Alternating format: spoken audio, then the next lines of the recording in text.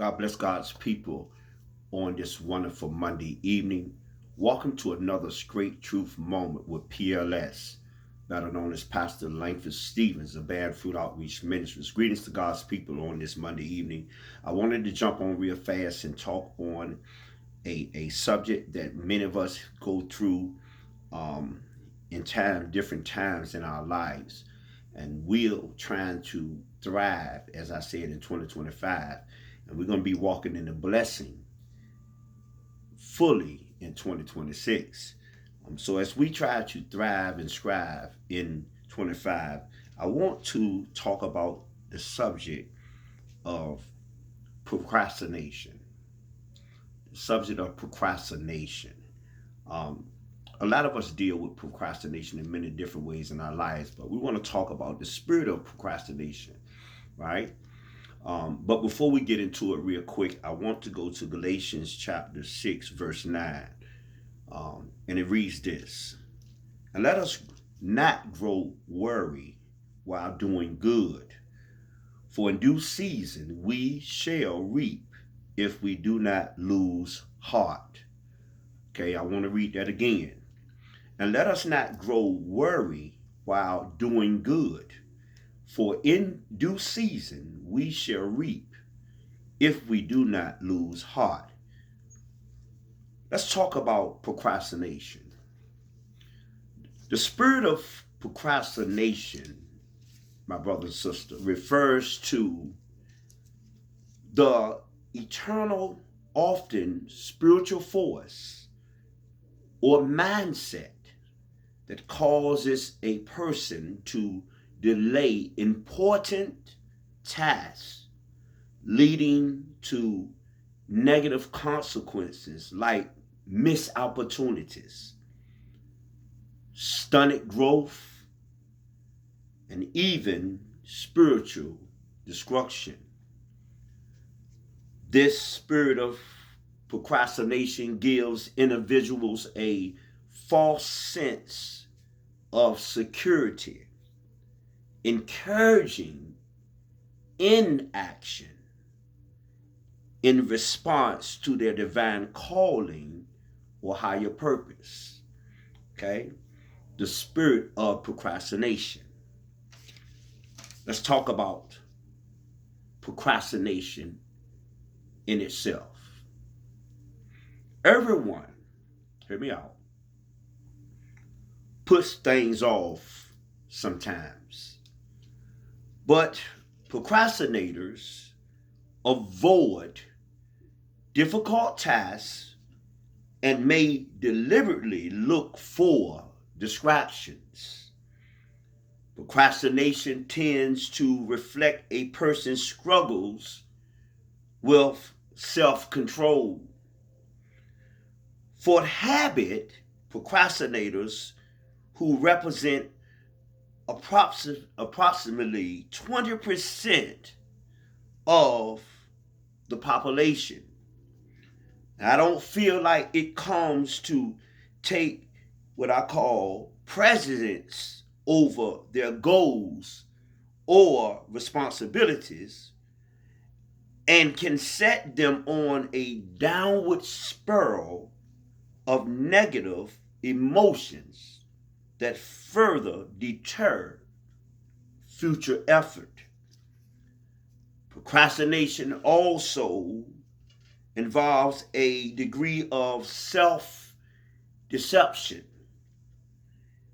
At some level, I need you to hear me, procrastinators are aware of their actions and the consequences, but changing their habits require even greater effort than completing the task in front of them.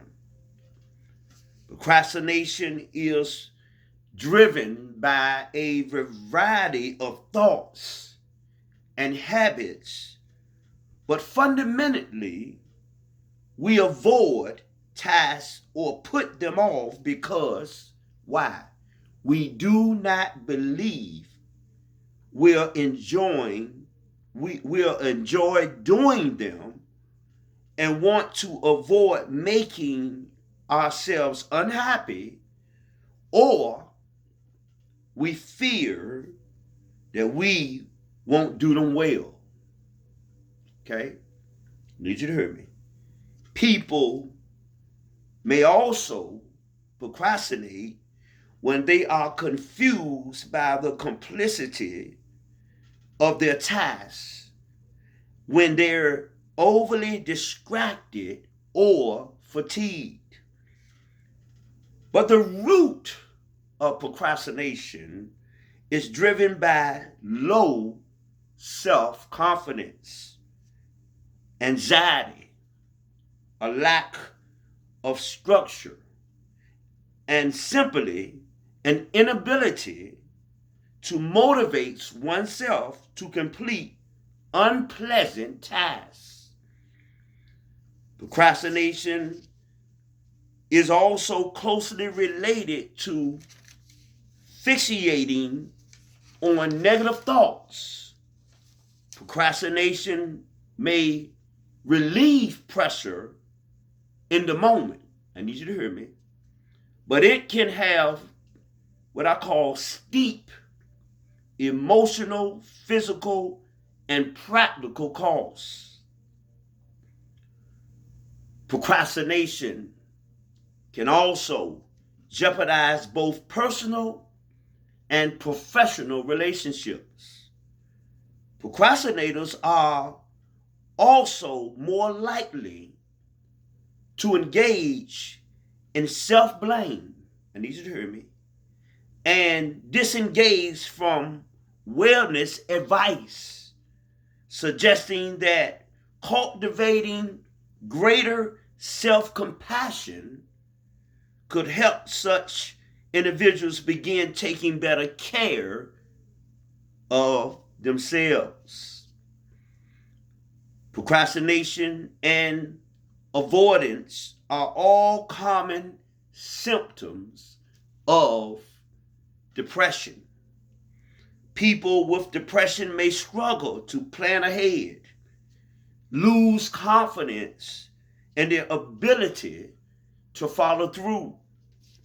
It's possible to overcome, hear me out, procrastination, but it takes considerable effort.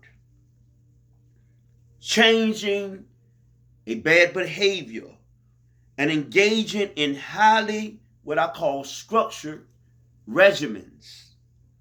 Many procrastinators, they struggle to make important decisions, in part because not making a choice absolves them of the responsibility for the outcome. But sometimes, hear me out, sometimes people simply become so exhausted from making decisions that it seems impossible to make even relatively unimportant ones. But in order to break free of the bondage of procrastination, we must set realistic goals. Use a timer to track your time, or track your time on a particular task.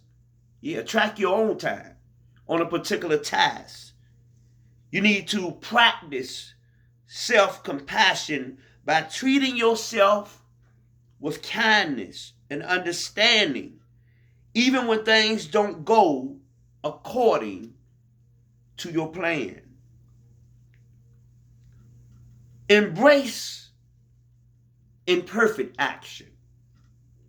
Don't let fear of failure prevent you from taking risks and pursuing new opportunities. I need you to embrace a growth mindset and focus on the experience and not the outcome. I need you to seek support. Surround yourself with a supportive community of friends, family, or colleagues who can offer encouragement and guidance. And last, I need you to prioritize self-care. Make time for activities that bring you joy and relaxation. It can be such as exercise, hobbies, or spending time with loved ones. And of course, reading God's Word.